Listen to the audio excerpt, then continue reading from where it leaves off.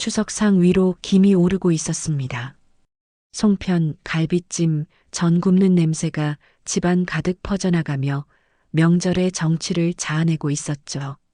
하지만 식탁 분위기는 그리 따뜻하지만은 않았습니다. 어머님은 돈 한 푼도 없으시면서 뭘 그렇게 당당하세요? 며느리 한소라가 비웃으며 날카로운 말을 던졌습니다. 정은주는 말없이 젓가락을 천천히 내려놓았습니다. 72세의 나이에도 꼿꼿한 자세를 유지하며 앉아있는 은주의 표정에는 깊은 침묵이 스며들어 있었죠. 아들 도연이 눈치를 보며 어색한 웃음을 지었습니다. 엄마, 올 추석은 처갓집 먼저 가기로 했잖아. 그 순간 뜨거운 미역국이 담긴 양푼이 손녀 가은 쪽으로 기울었습니다. 은주가 재빨리 양푼을 받쳐 넘어짐을 막았습니다. 위험한 상황을 모면한 후 은주가 고요하지만 단단한 목소리로 말했습니다. 탕머리에서 어른 흉보지 말자. 밥은 예의로 먹는 거다. 소라가 입술을 깨물었습니다. 도연은 더욱 어색해진 웃음을 지으며 상황을 모면하려 했죠. 은주는 천천히 자리에서 일어나 한복고름을 정성스럽게 맸습니다. 나 요양원으로 갈란다. 여의끼리 편하게 살아라. 구독, 좋아요, 알림 설정은 무료입니다. 혹시 이 이야기 어디서 시청하고 계신가요? 지역 이름이나 어느 장소 댓글로 남겨주시면 반갑게 인사드리겠습니다. 사연 시작합니다. 문이 닫히는 순간 12살 손녀 가은의 떨리는 목소리가 들려왔습니다. 할머니, 추석인데. 하지만 은주는 이미 문을 나서고 있었습니다. 허름한 90년대식 다세대 주택 골목에는 여전히 전 부치는 냄새가 맴돌고 있었고 어디선가 들려오는 아파트 방송 소리가 쓸쓸하게 울려 퍼졌습니다. 주민 여러분, 즐거운 한가위. 은주는 작은 캐리어를 끌고 골목을 천천히 걸어 나갔습니다.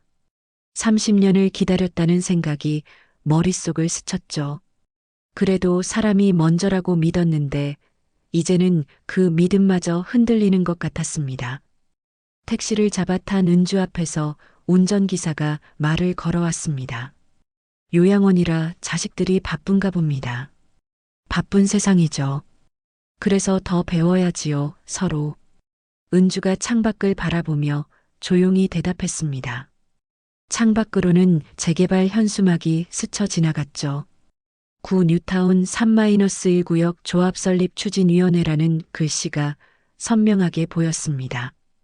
요양원 2011호에 도착한 은주는 낡은 침대 위에 남편 사진을 세워두었습니다.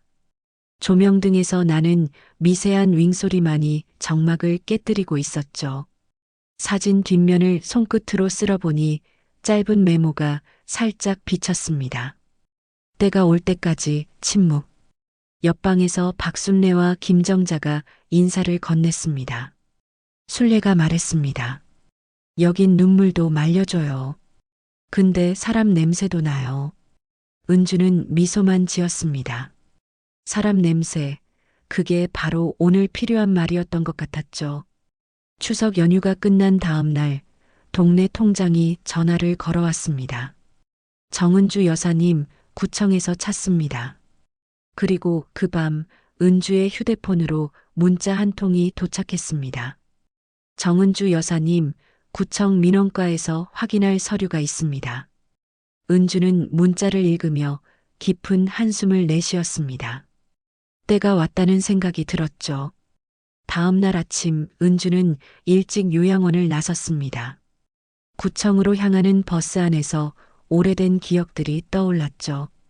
남편이 병상에 누워있던 그 마지막 날들 말입니다. 병원 특유의 소독약 냄새가 코끝을 맴돌던 그날, 남편은 가늘어진 목소리로 말했습니다. 은주야, 도연이 어른 되기 전엔 재산 얘기 꺼내지 마. 배려 없는 풍요는 화다. 그때 은주는 남편의 야윈 손을 두 손으로 감싸며 대답했었죠. 약속할게요. 도연이가 충분히 성숙해질 때까지 기다릴게요. 남편은 안도의 표정을 지으며 눈을 감았습니다. 사람은 돈보다 관계가 먼저야. 그걸 가르쳐 주려면 때가 있어. 그 약속을 지키기 위해 지난 10여 년간 침묵해왔던 것입니다. 아들 도연이 충분히 성숙해질 때까지 돈이 가져다 줄 수 있는 화를 피하기 위해서 말이죠.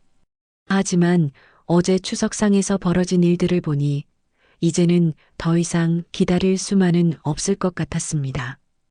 구청 민원실에 도착한 은주는 대기표 128번을 뽑았습니다. 전광판에는 보상 접수라는 글자가 번쩍이고 있었죠.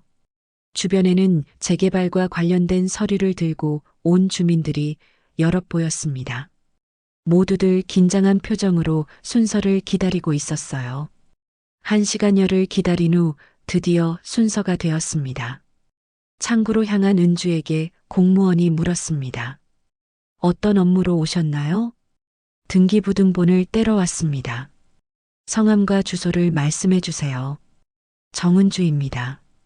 주소는? 공무원은 컴퓨터 화면을 한참 들여다보더니 놀란 표정을 지었습니다. 그리고 작은 목소리로 중얼거렸죠. 은주? 어디서 많이 본 성함인데. 3-1구역 토지 관련해서. 은주는 차분하게 대답했습니다. 등기부등본만 발급해 주시면 됩니다. 공무원이 서류를 준비하는 동안 은주는 가져온 낡은 봉투에서 토지대장 사본을 꺼내 다시 한번 확인했습니다. 종이가 누렇게 변색되어 있었지만 기재된 내용은 여전히 선명했죠. 토지의 위치, 면적, 소유자명이 또박또박 적혀 있었습니다. 멀찍이 서 있던 동네 통장이 이 모든 상황을 눈여겨보고 있었습니다. 그는 은주가 어떤 서류를 보고 있는지, 어떤 표정을 짓고 있는지 세심하게 관찰하고 있었어요. 서류를 받아든 은주는 조용히 구청을 나섰습니다. 버스 정류장으로 걸어가는 동안 오늘부터 모든 것이 달라질 것이라는 예감이 들었죠. 10여 년간 지켜온 침묵을 깨뜨릴 시간이 다가오고 있었습니다. 한편 도연의 집에서는 저녁 식사 준비가 한창이었습니다. 소라가 김치찌개를 끓이면서 불만스러운 표정으로 중얼거렸습니다. 어머니는 평소에도 우리 친정 갈 때마다 뭐라고 하시더니 이번엔 본인이 요양원으로 가버리시네. 식탁에 앉은 가은이 젓가락을 만지작거리며 물었습니다. 엄마, 할머니는 왜 항상 그 봉투를 들고 다녀요? 안에 뭐가 들어있는 거예요? 도연은 국그릇을 들여다보며 대답을 피했습니다. 그냥 할머니 개인적인 물건들이겠지. 사실 도연도 어머니가 무엇을 그 낡은 봉투에 넣고 다니는지 정확히 알지 못했습니다. 궁금하긴 했지만 굳이 알려고 하지도 않았죠.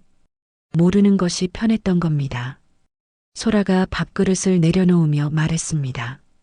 됐어, 잘 됐네. 이제 우리끼리 편하게 지내면 되잖아. 그때 현관문이 열리며 동네 통장이 들어왔습니다. 도연과는 오래된 이웃 사이였죠. 도연아, 잠깐 나와봐. 통장은 도연을 마당 한쪽으로 데리고 가서 조용히 말했습니다. 내일 오후에 동사무소에서 보상 설명회가 있대. 너도 한번 와봐. 보상 설명회요? 무슨 보상을 말하는 건가요? 재개발 관련해서 말이야. 3-1구역 토지 보상 말이지. 도연의 표정이 순간 굳어졌습니다. 재개발, 토지 보상이라는 단어들이 왠지 낯설지 않게 느껴졌거든요. 다음 날 오후 동사무소 강당에는 주민들이 가득 모여 있었습니다. 천장에는 토지보상 주민설명회 3-1구역라고 적힌 현수막이 걸려 있었죠. 도연도 구석자리에 앉아 설명회를 듣고 있었습니다. 사회자가 마이크를 잡고 또렷한 목소리로 말했습니다. 주민 여러분, 오늘 이 자리에 모여주셔서 감사합니다. 3-1구역 재개발 사업 관련하여 예정 보상 총액은 2천억 규모입니다. 강당이 순식간에 웅성거리기 시작했습니다. 2천억이라는 숫자에 모든 사람들이 놀란 것이죠. 앞쪽에 앉은 한 주민이 손을 들고 질문했습니다. 그런데 이 일대에서 정씨 성을 가진 분 중에 큰 땅을 소유하신 분이 있다고 들었는데 사실인가요? 사회자가 서류를 뒤적이며 대답했습니다. 개인정보라 구체적으로 말씀드리기는 어렵지만 주요 토지주가 계신 것은 맞습니다. 도연이 순간 번쩍 고개를 들었습니다. 정씨 성을 가진 토지주라니 혹시 우리 엄마와 관련이 있는 건 아닐까 하는 생각이 들었거든요. 하지만 곧 고개를 저었습니다. 설마 그럴 리가 없다고 생각했죠. 설명회가 끝난 후 도연은 머릿속이 복잡해져서 골목 포장마차로 향했습니다. 오랜 친구 민수를 만나 소주잔을 기울이며 하루 있었던 일을 털어놓았어요. 야, 오늘 보상 설명회에 갔다 왔는데 이상한 얘기를 들었어. 민수가 안주를 집어먹으며 물었습니다. 무슨 얘기? 정씨 성을 가진 큰 땅주가 있다는 얘기야. 우리 엄마 성함이 정은주거든. 민수는 웃으며 대답했습니다. 야, 동명이인이 얼마나 많은데. 게다가 큰손은 남자라고 들었어. 너무 걱정하지 마. 도연은 안도의 한숨을 내쉬었습니다. 그래, 아닐 거야. 우리 엄마가 그런 큰 땅을 가지고 있을 리 없어. 아니어야 편한 거니까 하는 생각이 들었죠. 맞아. 우리 엄마가 뭔 큰 땅을 가지고 있겠어. 그냥 동명이인이겠지. 민수가 소주를 따라주며 말했습니다. 요즘 재개발 바람에 온 동네가 들썩들썩하네. 근데 정말 큰 손이 있긴 한가 봐. 도연은 고개를 끄덕이며 술잔을 비웠습니다. 하지만 마음 한편으로는 계속 찜찜한 기분이 들었어요. 그 시각 요양원에서는 은주가 혼자 방에 앉아 봉투 속 서류들을 하나씩 꺼내고 있었습니다. 땅 문서, 남편이 남긴 서약 메모, 오래된 통장이 차례로 나왔죠.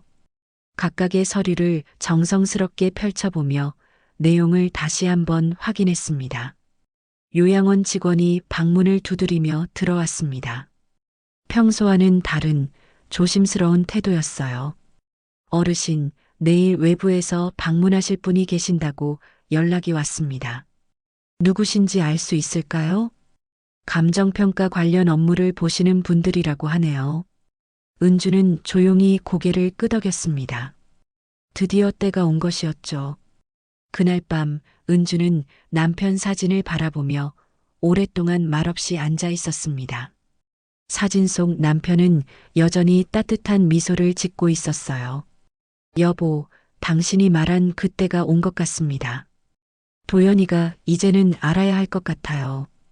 밤이 깊어갈수록 은주의 마음은 더욱 확고해졌습니다. 10여 년간 지켜온 침묵을 깨뜨릴 준비가 되어 있었던 것이죠. 다음 날 오후 동사무소 강당에는 주민들이 더욱 많이 몰려들었습니다. 어제보다 분위기가 한층 뜨거워진 것을 느낄 수 있었죠. 천장에 걸린 현수막에는 토지보상 주민설명회 3-1구역 글자가 더욱 선명하게 보였습니다. 사회자가 마이크를 잡고 목소리를 높였습니다. 주민 여러분, 오늘은 구체적인 보상 내역에 대해 말씀드리겠습니다. 예정 보상 총액은 2천억 규모이며 이 중 상당 부분이 개인 토지주 한 분에게 집중되어 있습니다. 강당이 순식간에 술렁거리기 시작했습니다.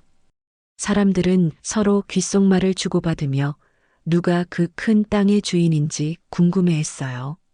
뒷줄에 앉은 한 주민이 큰 소리로 물었습니다. 정모 씨 큰 땅 가진 분이 있다던데 누구입니까? 사회자가 당황한 표정으로 대답했습니다. 개인정보 보호 차원에서 구체적인 성명은 공개할 수 없습니다만 그때 앞쪽에 앉아있던 동네 통장이 일어났습니다. 제가 아는 바로는 정은주라는 분이 주요 토지주로 알려져 있습니다. 도연이 순간 얼어붙었습니다. 정은주? 우리 엄마와 같은 이름이었죠. 하지만 여전히 동명이인일 거라고 생각하며 애써 마음을 진정시켰습니다. 강당 한편에서 한 주민이 소곤거렸습니다. 정은주가 누구야? 이 동네에서 그런 큰 땅을 가진 사람이 있었나? 또 다른 주민이 대답했습니다. 글쎄, 잘 모르겠는데. 조용히 사시는 분인가 봐. 도연은 가슴이 두근거리기 시작했습니다. 설마 하는 생각이 들었지만 아직은 확신할 수 없었죠. 설명회가 끝난 후 도연은 집으로 돌아가는 대신 동네 포장마차로 향했습니다. 친구 민수와 만나 소주를 주문하며 오늘 들은 이야기를 털어놓았어요. 야, 민수야. 오늘 또 설명회에 갔는데 이상한 일이 생겼어. 민수가 안주를 젓가락으로 집으며 물었습니다. 뭔데? 통장이 그러는데 큰 땅주가 정은주라는 사람이래. 우리 엄마랑 이름이 똑같아. 민수는 잠시 젓가락을 멈추고 도연을 바라봤습니다. 야, 그게 정말 동명이인이 맞나? 도연도 확신이 서지 않았습니다. 모르겠어. 근데 우리 엄마가 그런 큰 땅을 가지고 있다면 왜 지금까지 아무 말도 안 하셨을까? 혹시 모르니까 한번 확인해 봐. 요즘 세상에 그런 큰 돈이 걸린 일을 모를 수는 없잖아. 도연은 고개를 끄덕였지만 마음 한편으로는 두려움이 밀려왔습니다. 만약 정말 엄마가 그 토지의 주인이라면 지금까지의 모든 것이 달라질 수 있었거든요. 그 시각 요양원에서는 은주가 검은 정장을 입은 남자들과 면담을 하고 있었습니다. 감정평가팀이라고 소개한 그들은 정중하지만 진지한 표정으로 서류를 펼쳐놓았어요. 정은주 여사님, 3-1구역 재개발 관련하여 토지 감정평가를 진행하려고 합니다. 은주는 차분하게 고개를 끄덕였습니다. 네, 알겠습니다. 감정평가사가 지적도를 펼치며 설명했습니다. 여사님 소유의 토지는 전체 구역에서 가장 핵심적인 위치에 있습니다. 현재 시세로 계산하면 상당한 금액이 될 것으로 예상됩니다. 구체적으로 얼마 정도인가요? 정확한 수치는 평가가 완료된 후 말씀드릴 수 있지만 대략 200억 내외로 추정됩니다. 은주는 표정 하나 변하지 않았습니다.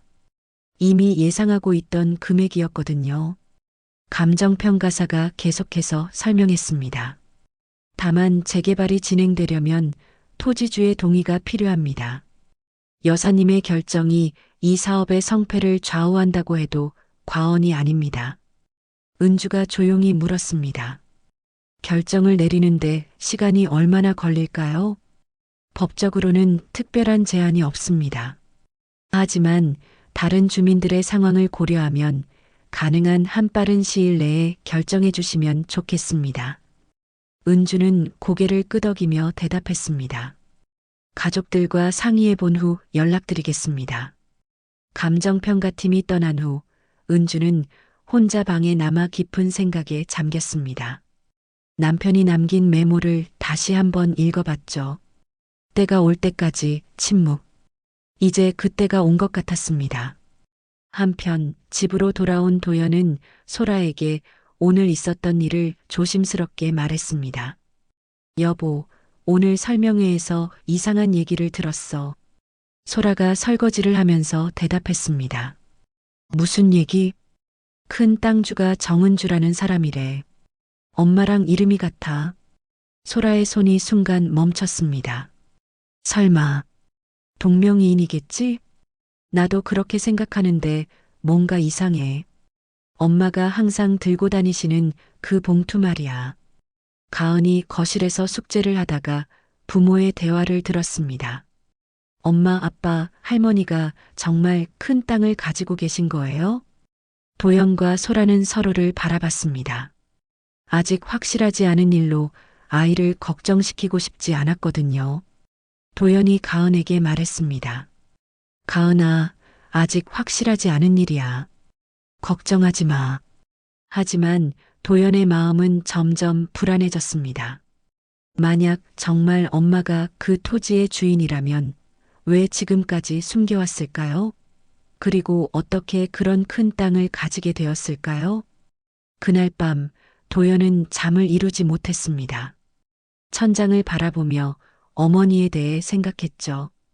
어릴 때부터 검소하게 살아오신 엄마의 모습이 떠올랐습니다. 명절 때마다 정성스럽게 음식을 차려주시고 손자 손녀를 위해 용돈을 챙겨주시던 모습들이요. 하지만 한편으로는 엄마가 항상 들고 다니시던 그 낡은 봉투가 궁금했습니다. 도대체 그 안에 무엇이 들어있는 걸까요? 새벽이 되어서야 도연은 결심했습니다. 내일 요양원에 가서 엄마께 직접 물어보기로 한 것이죠. 그 시각 요양원에서는 은주가 창가에 앉아 밤하늘을 바라보고 있었습니다. 별들이 반짝이는 하늘을 보며 남편과의 약속을 떠올렸어요. 여보, 이제 도연이에게 모든 걸 말해야 할 때가 온 것 같습니다. 아이가 충분히 어른이 되었는지는 모르겠지만 더 이상 숨길 수는 없을 것 같아요. 은주의 마음은 이미 결정되어 있었습니다. 내일부터는 모든 것이 달라질 것이라는 걸 알고 있었죠. 옆 침대에 누워있던 순례가 작은 목소리로 물었습니다. 은주 씨, 잠이 안 와요? 네, 내일부터 바쁠 것 같아서요. 좋은 일인가요? 은주는 잠시 생각한 후 대답했습니다. 좋은 일이 될 수 있을 것 같습니다. 가족들에게는 처음엔 힘들 수도 있겠지만요. 순례는 더 이상 묻지 않았습니다. 하지만 은주의 목소리에서 무언가 큰 결심이 담겨 있다는 것을 느낄 수 있었어요. 밤이 깊어갈수록 요양원과 도연의 집 모두에서는 잠 못 이루는 밤이 계속되었습니다. 내일이면 모든 것이 드러날 것이라는 예감 때문이었죠. 다음 날 아침, 도연은 일찍 요양원으로 향했습니다. 한밤중 내내 뒤척이며 잠 못 이뤘던 얼굴에는 피곤함이 역력했죠. 버스 안에서도 계속 어머니에 대한 생각이 머릿속을 맴돌았습니다. 요양원에 도착한 도연은 어머니 방 앞에서 한참을 망설였습니다. 노크를 하려던 손이 몇 번이나 공중에서 멈췄죠. 드디어 용기를 내어 문을 두드렸습니다. 엄마, 저예요. 도연이에요. 들어와. 은주의 목소리는 평소와 다름없이 차분했습니다. 도연이 문을 열고 들어서자 은주는 침대에 앉아 예전과 똑같은 낡은 봉투를 정리하고 있었어요. 이렇게 일찍 웬일이니? 엄마, 물어볼 게 있어서요. 도연은 의자를 끌어다 앉으며 조심스럽게 말문을 열었습니다. 어제 재개발 설명회에 갔었는데요. 은주의 손이 잠시 멈췄습니다. 하지만 표정은 여전히 담담했죠. 3-1 구역에 큰 땅을 가진 정은주라는 분이 있다고 하던데 혹시 엄마와 관련이 있나요? 은주는 천천히 봉투에서 서류 하나를 꺼냈습니다. 오래되어 모서리가 해진 토지 등기 부등본이었죠. 도연아, 이걸 한번 봐라. 도연이 서류를 받아들고 내용을 읽기 시작했습니다. 소유자명에 정은주라고 적혀 있는 것을 보는 순간 도연의 얼굴이 창백해졌어요. 이게 정말 엄마 거예요? 그래. 네 아버지가 돌아가시기 전에 정리해 두신 거다. 도연은 서류를 다시 자세히 들여다봤습니다. 토지의 면적, 위치, 모든 것이 설명회에서 들었던 내용과 일치했어요. 그럼 엄마가 그 200억짜리 땅의 주인이라는 말씀이세요? 은주는 고개를 끄덕였습니다. 정확한 금액은 감정평가가 나와봐야 알겠지만 대략 그 정도 될 것 같구나. 도연은 의자에 털썩 주저앉았습니다. 머릿속이 하얘졌죠. 지금까지 엄마를 돈 한 푼 없는 분이라고 생각했는데 알고 보니 200억 원의 땅을 가지고 계신 거였습니다. 그럼 왜 지금까지 아무 말씀도 안 하셨어요? 은주는 남편 사진을 바라보며 대답했습니다. 네 아버지 유언이었어. 도연이 어른 되기 전엔 재산 얘기 꺼내지 말라고 하셨거든. 저 이제 40이 넘었는데요. 나이로는 어른이지.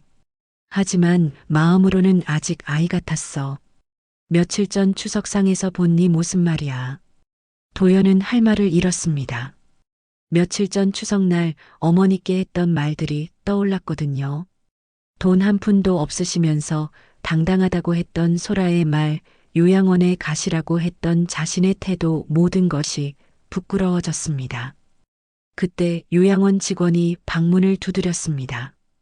어르신, 재개발 조합에서 오신 분들이 기다리고 계십니다. 은주가 일어서며 말했습니다.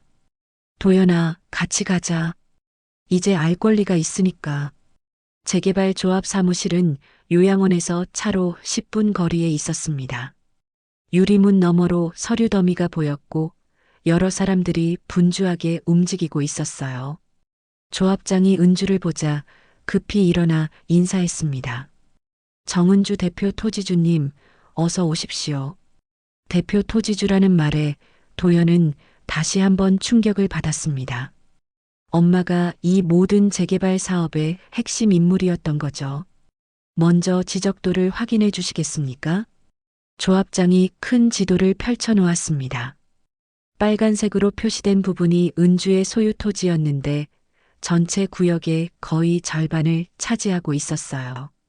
도연은 지도를 보며 현실감이 없었습니다. 이 모든 것이 정말 우리 가족 이야기인지 믿어지지 않았거든요. 조합 변호사가 설명을 시작했습니다. 본건 보상 추정액은 200억 내외입니다. 단 기부 체납과 공공기여 협의가 필요한 상황입니다. 기부 체납이요? 도연이 물었습니다.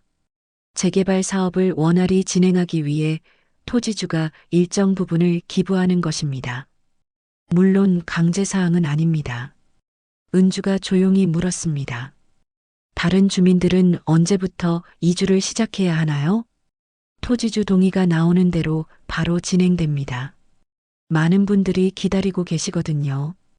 그때 조합 사무실 문이 열리며 소라가 황급히 뛰어들어왔습니다. 도연의 전화를 받고 급히 온 것이었죠. 어머님, 소라는 은주 앞에 서서 어쩔 줄 몰라 했습니다. 어제까지만 해도 돈 없는 시어머니라고 생각했는데 갑자기 200억 원의 땅 주인이라니 받아들이기 어려웠거든요. 은주가 천천히 선글라스를 벗으며 말했습니다. 소라야, 며칠 전 추석날 했던 말 기억하니? 소라의 얼굴이 빨갛게 달아올랐습니다. 어머님, 죄송합니다. 제가 몰라서가 아니야. 사람을 무시했던 거지. 조합장과 변호사들이 어색한 분위기를 감지하고 잠시 자리를 비켜주었습니다. 가족끼리 이야기할 시간이 필요하다고 판단한 것이죠. 면담실에 가족만 남자, 도연이 먼저 입을 열었습니다. 엄마, 왜 이렇게 오랫동안 숨기셨어요? 네가 돈 때문에 사람을 잃을까 봐서였어. 배려 없는 풍요는 화라고 네 아버지가 그러셨거든. 소라가 웅크린 채 속삭였습니다. 여보, 어머님을 당장 모셔와야 해. 우리가 정말 잘못했어. 도연의 시선이 흔들렸습니다. 지금까지 어머니를 대했던 자신의 태도가 얼마나 잘못되었는지 깨닫게 된 것이죠. 엄마, 정말 죄송해요. 지금까지 어머니 마음도 모르고. 은주는 두 사람을 바라보며 말했습니다. 미안하다고 말로만 하지 말고 행동으로 보여라. 사람은 돈이 있을 때가 아니라 없을 때 진짜 모습이 나오는 법이야. 조합장이 다시 들어와 조심스럽게 물었습니다. 토지 처분에 대한 결정은 언제쯤 해주실 수 있을까요? 은주가 가족들을 바라보며 대답했습니다. 일주일 후에 답을 드리겠습니다. 그 전에 우리 가족이 정리해야 할 일들이 있어요. 사무실을 나오는 길에 도연과 소라는 말없이 걸었습니다. 두 사람 모두 충격이 너무 커서 아직 현실을 받아들이기 어려웠거든요. 차 안에서 소라가 떨리는 목소리로 말했습니다. 어머님, 진짜 죄송해요. 어제 그런 말을 했던 제가 부끄러워요. 은주는 차창 밖을 바라보며 대답했습니다. 부끄러운 줄 알면 다행이야. 이제 어떻게 살 건지가 중요하지. 도연도 한동안 말없이 있다가 입을 열었습니다. 엄마, 요양원에서 나와서 우리 집으로 오세요. 아직은 아니야. 너희가 진짜 변했는지 확인해 봐야겠어. 은주의 말에 도연과 소라는 더 이상 아무 말도 할 수 없었습니다. 어머니의 마음을 다시 얻기까지는 시간이 필요할 것 같았거든요. 그날 저녁 집으로 돌아온 도연과 소라는 12살 딸 가은에게 오늘 있었던 일을 조심스럽게 설명했습니다. 가은아, 할머니가 사실은 큰 땅을 가지고 계셨어. 가은이 눈을 동그랗게 뜨며 물었습니다. 정말요? 그럼 할머니는 부자셨던 거네요? 그래. 하지만 할머니는 우리가 돈 때문에 변할까봐 숨기고 계셨던 거야. 가은이 고개를 끄덕이며 말했습니다. 그럼 우리가 할머니한테 잘못했구나. 할머니는 항상 좋으신 분이었는데 아이의 순수한 말에 도연과 소라는 더욱 부끄러워졌습니다. 어른인 자신들보다 아이가 상황을 더 정확히 파악하고 있었거든요. 일주일이 흘렀습니다. 도연과 소라는 매일 요양원을 찾아갔지만 은주의 마음을 돌리기는 쉽지 않았어요. 은주는 여전히 정중하지만 차가운 태도를 유지하고 있었죠. 엄마, 집으로 돌아오세요. 제대로 모시겠습니다. 도연이 간절한 목소리로 말했지만 은주는 고개를 저었습니다. 말로는 안 돼. 행동으로 보여줘야지. 그때 은주가 뜻밖의 제안을 했습니다. 기회는 줄게. 봉사, 검소, 공경. 이 세 가지를 말이 아니라 행동으로 1년간 보여줘. 도연이 당황하며 물었습니다. 1년이요? 그래. 1년 동안 진짜로 변했는지 확인해 보겠어. 그 기간 동안 재개발 결정도 미뤄둘 거야. 소라가 조심스럽게 물었습니다. 그럼 저희는 뭘 얻게 되는 건가요? 은주가 의미심장한 미소를 지으며 대답했습니다. 사람을 얻을 기회를 주는 거지. 그날 오후 요양원 정원에서 가족회의가 열렸습니다. 국화화분들 사이에 놓인 벤치에서 은주가 구체적인 조건들을 설명했어요. 첫 번째, 봉사. 매주 이틀은 요양원에서 어르신들을 돌봐라. 두 번째, 검소. 지금까지처럼 사치하지 말고 검소하게 살아라. 세 번째, 공경. 어른을 공경하는 마음을 행동으로 보여라. 도연이 고개를 끄덕였습니다. 네, 알겠습니다. 소라도 마지못해 동의했습니다. 네, 그렇게 하겠습니다. 하지만 소라의 마음속에는 여전히 의문이 남아 있었어요. 이 모든 조건들을 다 지킨다고 해서 정말 200억 원을 받을 수 있을까 하는 생각이었죠. 다음 날부터 소라의 첫 번째 봉사가 시작되었습니다. 요양원에서 박정자 할머니의 목욕을 도와드리는 일이었어요. 처음 해보는 일이라 손놀림이 서툴렀고 표정도 굳어 있었습니다. 어머님, 팔을 들어주세요. 소라의 목소리에는 어색함이 묻어났어요. 평생 남에게 봉사해 본 적이 없었거든요. 정자 할머니가 소라의 표정을 보며 말했습니다. 처음은 다 그래요. 익숙해지면 괜찮을 거예요. 소라는 비누 거품을 만들면서 생각했습니다. 비누 거품처럼 내 체면이 꺼져 내리는구나. 지금까지 자신이 얼마나 교만했는지 깨닫게 되었어요. 한편 도연은 주민센터에서 무료 법률 상담을 돕고 있었습니다. 벽에는 국민기초생활 안내지와 공공근로 포스터가 붙어 있었죠. 어려운 상황에 처한 주민들의 이야기를 들으면서 도연은 새로운 깨달음을 얻었습니다. 아저씨, 이 서류만 있으면 지원받을 수 있어요. 한 할아버지에게 서류를 설명해 드리면서 도연은 생각했습니다. 회사 성과보다 사람 표정이 훨씬 어렵구나. 지금까지 숫자로만 평가받는 삶을 살았는데 사람을 직접 대하는 일은 이렇게 복잡한 것이었어요. 일주일이 지나자 소라와 도연 모두 조금씩 변화하기 시작했습니다. 특히 소라는 요양원 어르신들과 점점 친해지고 있었어요. 소라야, 오늘도 왔구나. 순례 할머니가 반갑게 인사하자 소라도 자연스럽게 미소를 지었습니다. 네, 할머니. 오늘 기분은 어떠세요? 너 같은 며느리 있어서 은주가 복이 많아. 소라는 순간 멈칫했습니다. 아직도 어머니의 마음을 제대로 얻지 못했다는 생각이 들었거든요. 그때 갑자기 응급벨이 울렸습니다. 순례 할머니가 쓰러지셨어요. 소라가 급히 순례 할머니가 있는 방으로 뛰어갔습니다. 할머니는 침대에서 의식을 잃고 계셨어요. 119에 신고했습니다. 간호사가 소리쳤습니다. 구급차가 도착할 때까지 소라는 순례 할머니의 손을 꼭 잡고 있었습니다. 그 순간 소라의 마음에 변화가 일어났어요. 체면이나 이익 같은 것들이 전혀 중요하지 않게 느껴졌습니다. 병원 응급실에서 모니터가 삑삑 소리를 내고 있었습니다. 소라는 순례 할머니의 손을 계속 잡으면서 말했어요. 할머니, 제가 붙잡고 있을게요. 제 체면 말고 당신을 위해서요. 의사가 나와서 수술 동의서에 사인이 필요하다고 했습니다. 가족이 없는 순례 할머니를 위해 은주가 조용히 펜을 건넸어요. 가족처럼 하자며? 은주의 말에 소라는 눈물이 났습니다. 진짜 가족이 무엇인지 깨닫게 된 순간이었어요. 병원 복도에서 밤을 지새우는 동안 도연은 벤치에 앉아 머리를 감싸고 있었습니다.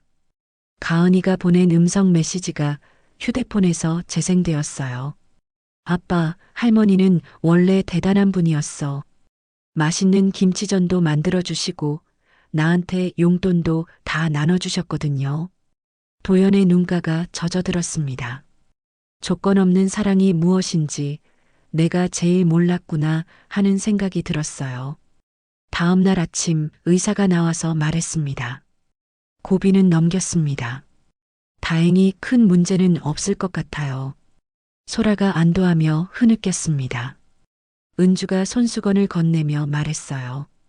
울 줄 알게 돼서 고맙다. 순례 할머니가 의식을 되찾으신 후 첫 마디가 걸작이었습니다. 소라야, 내가 죽는 줄 알았니? 할머니, 그런 말씀 마세요. 고마워. 네가 내 손 잡아줘서 힘이 났어. 소라는 그제서야 봉사의 진짜 의미를 알게 되었습니다. 받는 사람보다 주는 사람이 더 많은 것을 얻는다는 것을 말이죠. 며칠 후 로비 TV에서 뉴스가 나왔습니다. 3-1구역 보상 갈등, 기부 요구와 투명성 논란 불부터라는 제목이었어요. 기자가 리포트했습니다. 재개발 주요 토지주인 정은주 씨의 결정이 지연되면서 주민들 사이에서는 투명한 보상 원칙을 요구하는 목소리가 높아지고 있습니다. 뉴스를 본 은주는 조용히 말했습니다. 이제 결정할 때가 됐구나. 도연이 물었습니다. 엄마, 어떻게 하실 건가요? 내일 조합에 가서 원칙을 발표하겠어. 너희도 같이 가자. 소라가 걱정스럽게 물었습니다. 어떤 원칙이요? 은주는 미소를 지으며 대답했습니다. 사람이 먼저라는 원칙이지. 그날 밤 가족들은 각자 다른 생각에 잠겼습니다. 도연은 어머니의 결정이 궁금했고 소라는 지난 몇 주간의 변화를 되돌아봤어요. 가은이는 할머니가 집으로 돌아오실 날을 손꼽아 기다리고 있었죠. 은주는 요양원 창가에서 밤하늘을 바라보며 남편 사진에 말했습니다. 여보, 이제 우리 도연이가 조금씩 어른이 되어가는 것 같아요. 소라도 마찬가지고요. 내일은 당신이 원하셨던 그 원칙을 세상에 보여줄 때예요. 별들이 반짝이는 밤하늘 아래 모든 것이 새로운 시작을 준비하고 있었습니다. 다음 날 오전 재개발 조합 사무실에는 기자들과 주민들이 몰려들었습니다. 3-1구역 재개발의 핵심 인물인 정은주의 공식 입장 발표가 있다는 소식이 퍼진 것이죠. 사무실 앞 광장에는 투명한 보상 원칙 요구, 주민 권익 보호라고 적힌 피켓들이 보였습니다. 은주는 검은색 정장을 단정하게 차려입고 조합 사무실에 도착했습니다. 도연과 소라 그리고 가은이까지 함께였어요. 가족 모두가 긴장한 표정이었지만 은주만은 평소와 다름없이 차분했습니다. 조합장이 급히 나와 인사했습니다. 정은주 여사님 기다리고 있었습니다. 기자분들이 많이 오셨네요. 괜찮습니다. 투명하게 진행하는 것이 좋겠어요. 회견장에는 지역 언론사 기자들과 주민 대표들이 자리를 잡고 있었습니다. 카메라 플래시가 터지기 시작했죠. 은주가 마이크 앞에 섰습니다. 안녕하세요. 정은주입니다. 간단한 인사 후 은주는 준비해온 종이를 펼쳤습니다. 오늘 이 자리에서 3가지 원칙을 발표하겠습니다. 첫 번째로 은주가 말했습니다. 경영 불참. 재개발 사업의 모든 경영과 운영은 전문가에게 맡기겠습니다. 저는 개입하지 않겠어요. 기자들이 받아 적기 시작했습니다. 보통 큰 토지주들은 사업에 직접 관여하려 하는데 완전히 손을 떼겠다는 것은 이례적이었거든요. 두 번째, 투명 기부. 제가 받을 보상금의 절반은 지역 장학기금과 요양돌봄기금으로 기부하겠습니다. 회견장이 순간 술렁거렸습니다. 200억 원의 절반이면 100억 원인데 그 큰 돈을 기부하겠다는 것이었어요. 한 기자가 손을 들고 질문했습니다. 정말 100억 원을 기부하시겠다는 말씀인가요? 네, 그렇습니다. 돈은 혼자 가지고 있을 때보다 나눌 때 가치가 있다고 생각합니다. 세 번째, 가족 우선. 돈 때문에 사람을 잃지 않겠습니다. 가족과 이웃이 돈보다 소중하다는 것을 보여드리겠어요. 은주의 마지막 말이 끝나자 회견장이 조용해졌습니다. 모든 사람들이 예상하지 못한 발표였거든요. 또 다른 기자가 질문했습니다. 그럼 실제로 받으실 금액은 100억 원 정도가 되는 건가요? 정확한 금액은 감정평가 결과를 봐야겠지만 그 정도 될 것 같습니다. 하지만 제게는 돈보다 더 소중한 것을 얻었어요. 어떤 것이죠? 은주가 도연과 소라를 바라보며 대답했습니다. 가족을 다시 얻었습니다. 회견이 끝난 후 가족들은 조합 사무실 안쪽 면담실로 이동했습니다. 조합장과 변호사들이 구체적인 절차에 대해 설명했어요. 여사님 결정에 따라 사업이 본격적으로 시작될 수 있겠습니다. 기부 절차는 어떻게 진행하시겠습니까? 투명하게 진행하고 싶어요. 매년 사용 내역을 공개하고 지역 주민들이 확인할 수 있도록 해주세요. 조합장이 고개를 끄덕였습니다. 알겠습니다. 그런데 가족분들은 이 결정에 모두 동의하시는 건가요? 도연이 먼저 대답했습니다. 네, 엄마 결정을 존중합니다. 소라도 고개를 끄덕였습니다. 저도 동의합니다. 지난 몇 주 동안 많은 것을 배웠거든요. 가은이가 할머니 손을 잡으며 말했습니다. 할머니가 하시는 일은 항상 옳아요. 서류 작업을 마친 후 가족들은 함께 점심을 먹으러 갔습니다. 작은 분식집이었지만 가족 모두가 편안한 표정이었어요. 엄마, 정말 후회 안 하세요? 도연이 물었습니다. 후회? 왜 후회해야 하지? 돈을 나눠주는 게 아니라 더 큰 것을 얻는 거야. 소라가 김밥을 먹으면서 말했습니다. 어머님, 제가 요양원 봉사를 계속해도 될까요? 왜? 어르신들이 좋아해 주시거든요. 그리고 저도 뭔가 보람을 느껴요. 은주가 미소를 지었습니다. 그래, 계속해라. 사람은 주면서 사는 거야. 그날 오후 온 가족이 요양원으로 돌아갔습니다. 순례 할머니와 정자 할머니가 기다리고 계셨어요. 은주야, 뉴스 봤어. 대단하더라. 순례 할머니가 말했습니다. 별거 아니에요. 당연한 일을 한 것뿐이죠.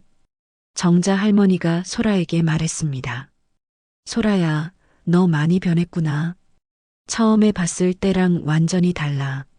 소라가 부끄러워하며 대답했습니다. 할머니들이 많이 가르쳐 주셔서요. 그때 요양원 원장이 찾아왔습니다. 정은주 어르신, 오늘 발표 감동적으로 봤습니다. 돌봄 기금 이야기도 들었고요. 네, 이곳 어르신들을 더 잘 모실 수 있었으면 좋겠어요. 그런데 어르신, 이제 집으로 가실 거죠? 은주가 가족들을 바라봤습니다. 도연과 소라의 눈에는 간절함이 담겨 있었어요.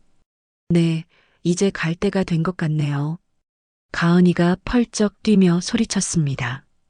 와, 할머니가 우리 집으로 오신다.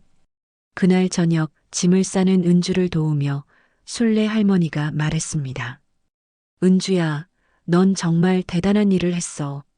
저도 많이 배웠어요. 여기서 진짜 가족이 뭔지 알게 됐죠. 그 며느리 정말 많이 변했더라. 처음엔 코방귀도 안 뀌더니 은주가 웃으며 대답했습니다. 사람은 변할 수 있어요. 기회만 주면요. 다음 날 아침 은주는 요양원을 떠났습니다. 어르신들이 모두 나와서 배웅해 주셨어요. 자주 놀러 와요. 정자 할머니가 손을 흔들었습니다. 네, 꼭 그럴게요. 봉사도 계속 올 거예요. 차에 타면서 은주는 지난 몇 주간을 되돌아봤습니다. 추석날 상에서 시작된 모든 일들이 이렇게 마무리되고 있었어요.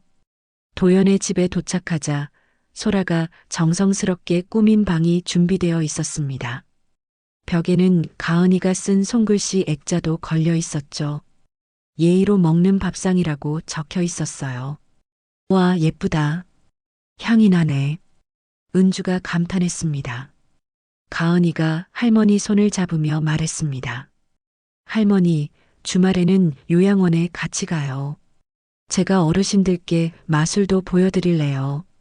그래, 같이 가자. 저녁 식사 시간, 온 가족이 둘러앉아 따뜻한 밥상을 나눴습니다. 몇 주 전 추석날과는 완전히 다른 분위기였어요.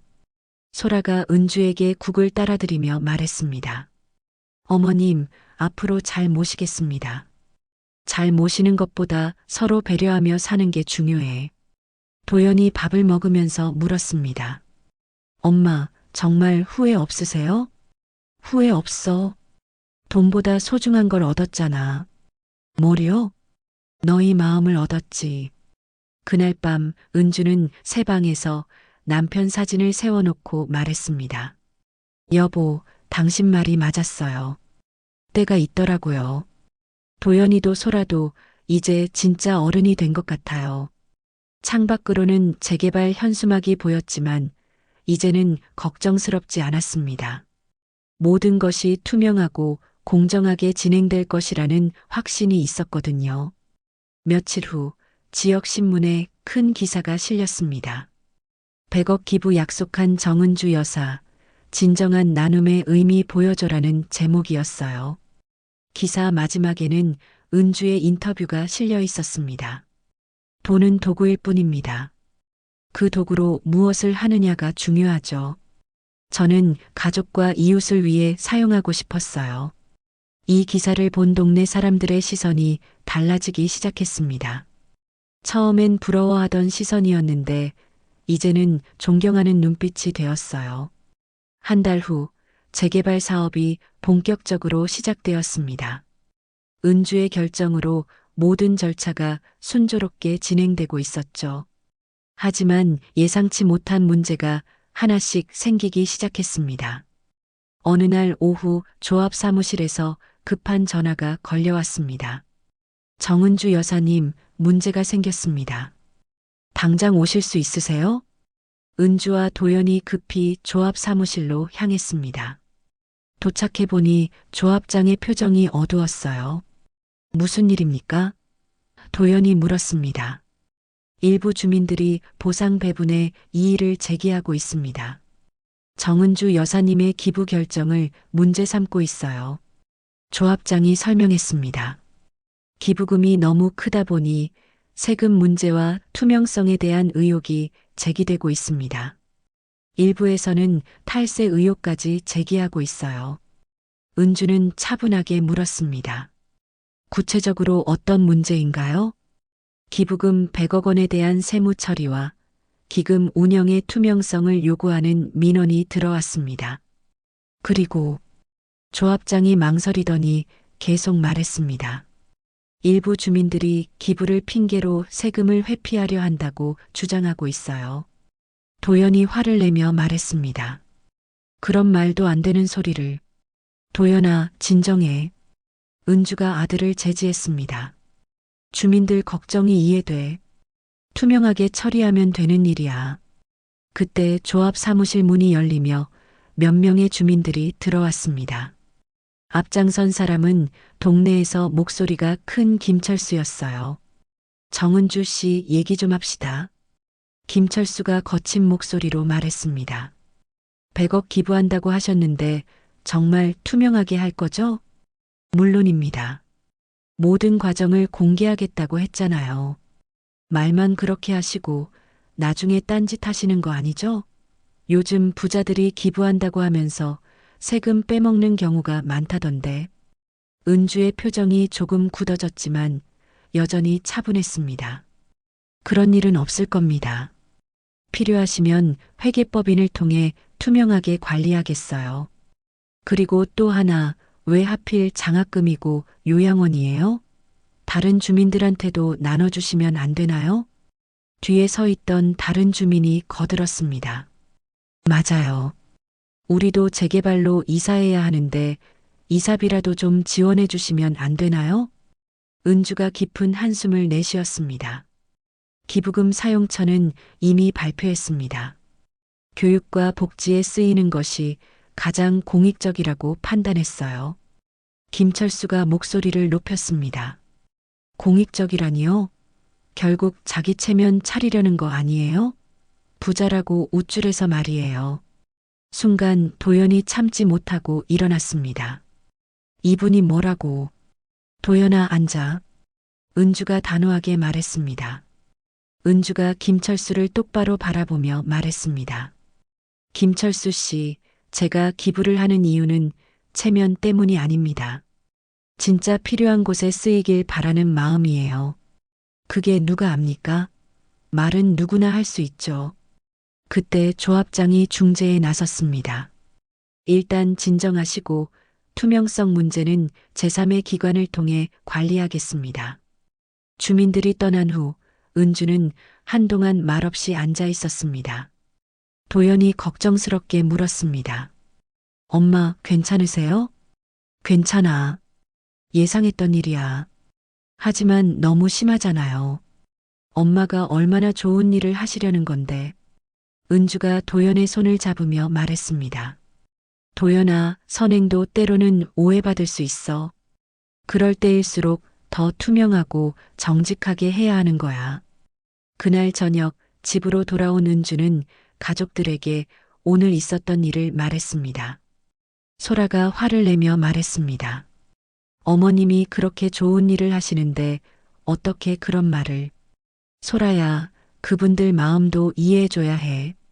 갑자기 큰 돈이 오가니까 불안한 거야. 가은이가 할머니 옆에 앉으며 물었습니다.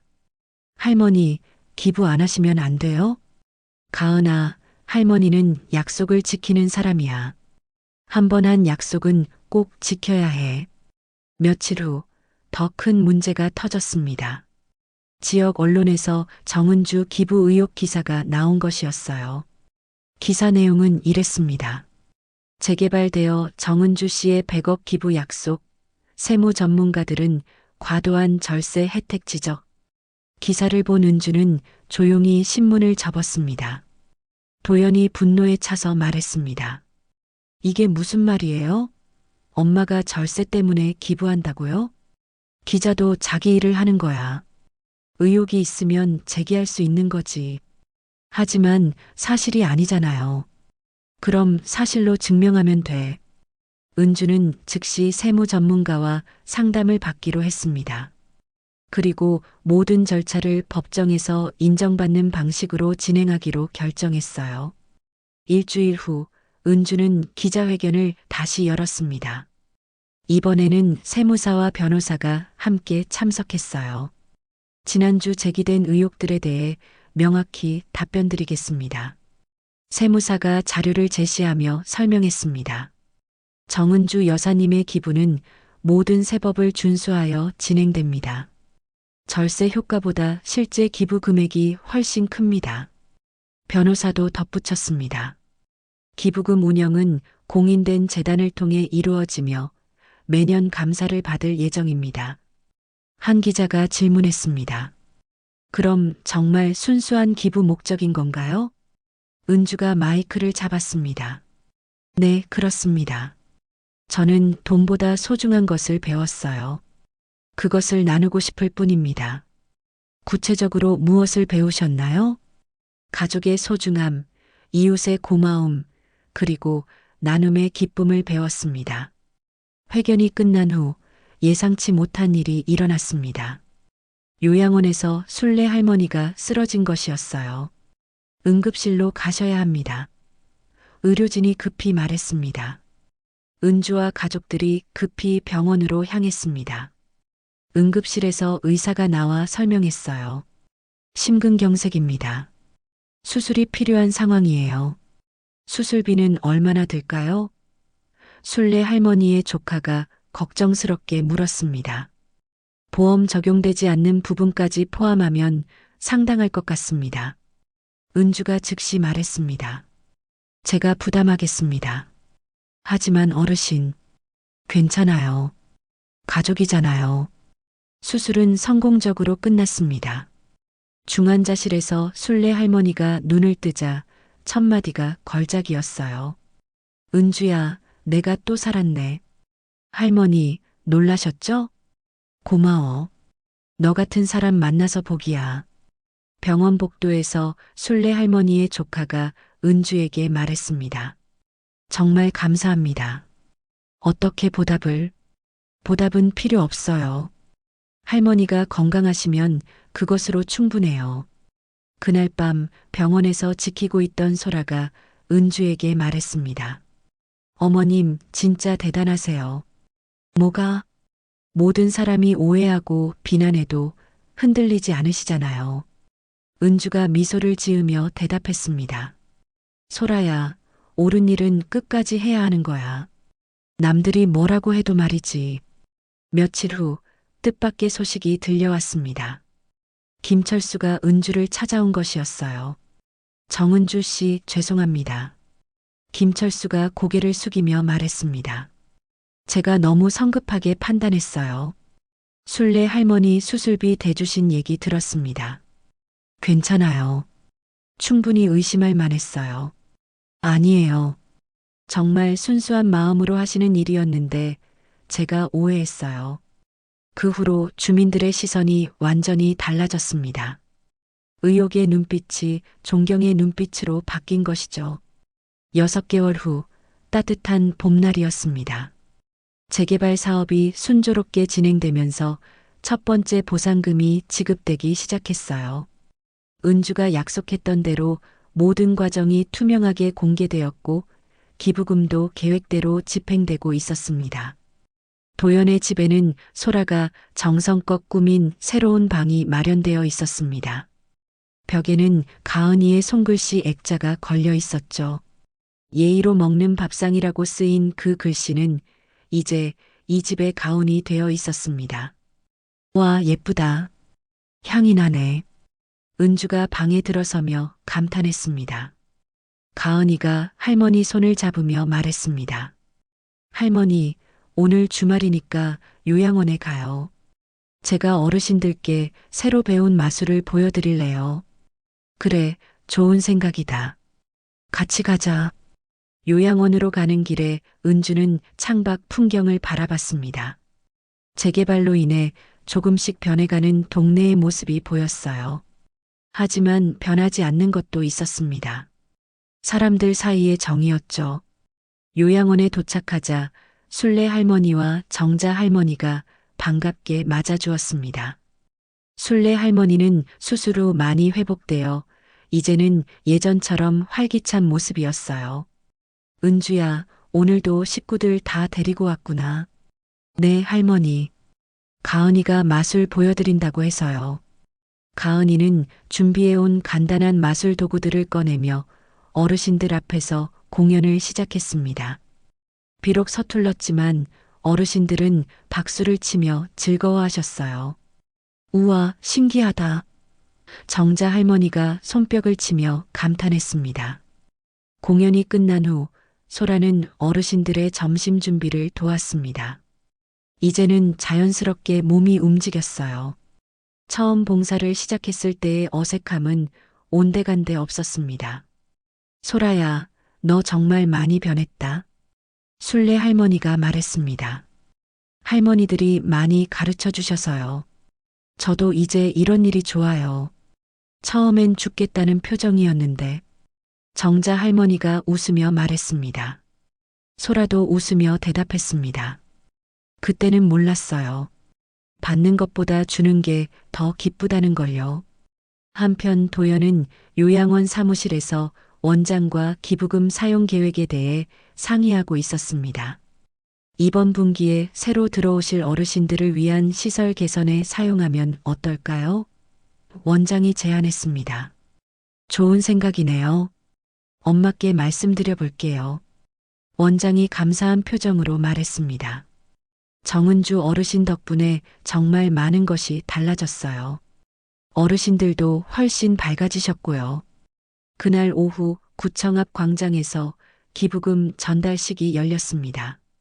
지역 장학금과 요양 돌봄 기금 설립을 기념하는 행사였어요.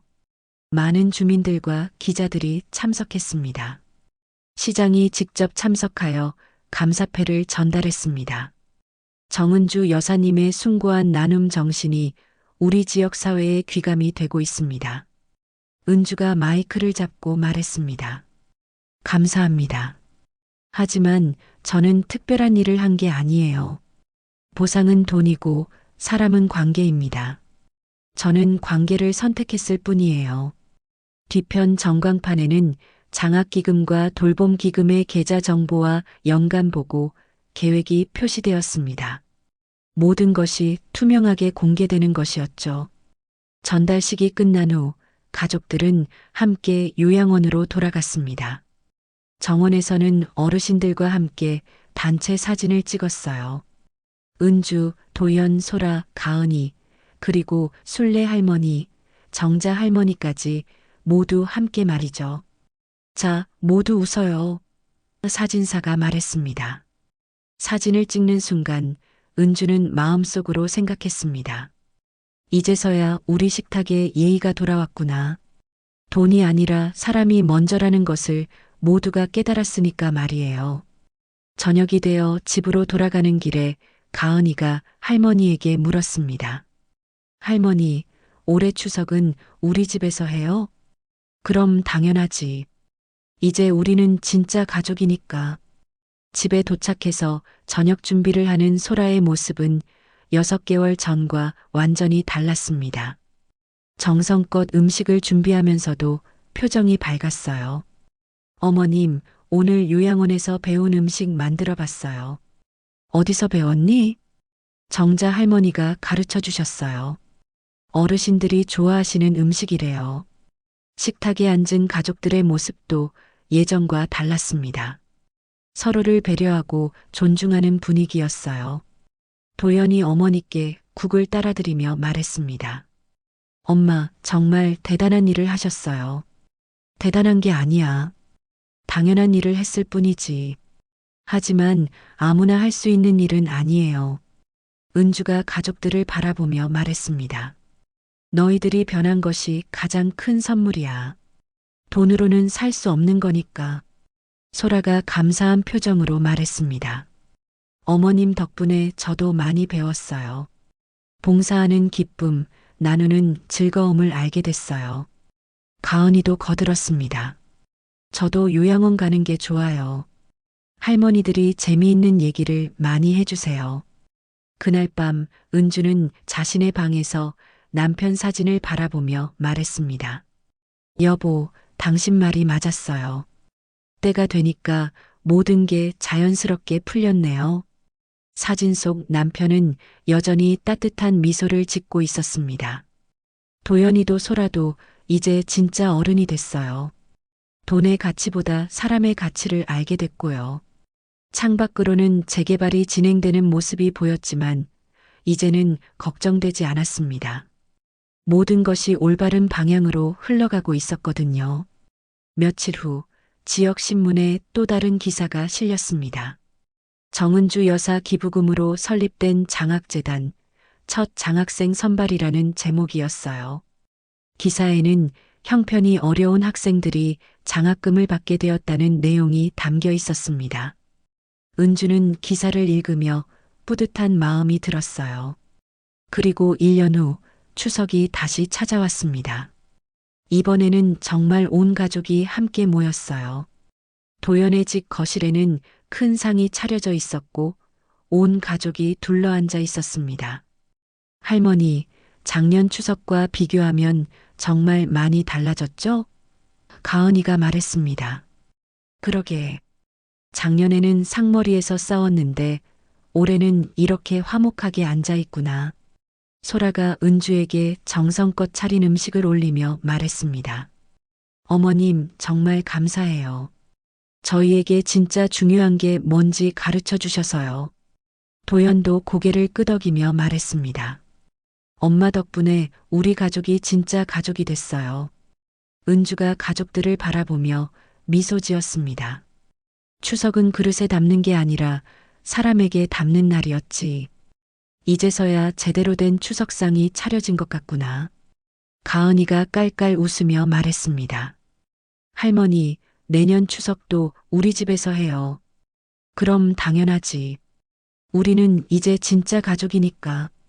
그날 저녁 온 가족이 함께 요양원을 방문했습니다. 어르신들과 함께 추석을 나누기 위해서였어요. 순례 할머니와 정자 할머니도 건강한 모습으로 반겨주셨습니다. 은주야, 너희 가족 보면 정말 보기 좋다. 순례 할머니가 말했습니다. 할머니들도 우리 가족이에요.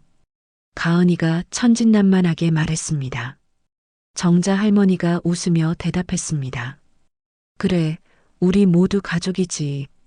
그렇게 또 하나의 큰 가족 사진이 찍혔습니다. 요양원 정원에서 노을 지는 하늘을 배경으로 말이죠. 은주는 마지막으로 혼잣말처럼 중얼거렸습니다. 30해의 침묵을 단 한 번의 예의가 깼구나. 그리고 그 말은 바람에 실려 따뜻하게 퍼져나갔습니다. 진정한 가족의 의미를 깨달은 모든 사람들의 마음속으로 말이에요. 끝까지 시청해 주셔서 감사합니다. 지금까지 이 이야기 어디서 시청하고 계셨나요? 지역 이름이나 어느 장소 댓글로 달아주시면 감사한 마음으로 꼭 반갑게 답글로 인사드리겠습니다. 구독, 좋아요, 알림 설정도 부탁드립니다.